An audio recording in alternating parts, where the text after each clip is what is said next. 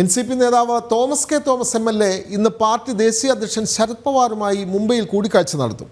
NCP സംസ്ഥാന അധ്യക്ഷനാകുന്നതിന് മുന്നോടിയായാണ് ഈ കൂടിക്കാഴ്ച. ദേശീയ വർക്കിംഗ് പ്രസിഡന്റ് സ്ഥാനത്ത് PC ചാക്കോ തുടരുമോ എന്നാണ് രാഷ്ട്രീയ കേന്ദ്രങ്ങൾ ഉറ്റുനോക്കുന്നത്.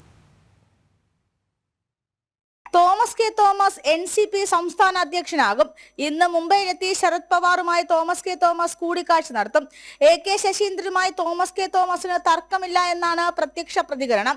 എന്നാൽ PC ചാക്കോയെ പുറത്താക്കാൻ തമ്മിലെ പ്രശ്നമെല്ലാം മറച്ചുവെച്ച് ഇരുവരും ഒത്തുകൂടി.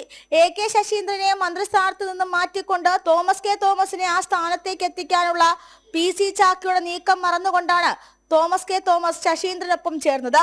നിലവിൽ ദേശീയ വർക്കിംഗ് പ്രസിഡന്റ് കൂടിയായ ചാക്കോ ആ സ്ഥാനത്ത് തുടരുമോ എന്നതാണ് വ്യക്തമാകാനുള്ളത്.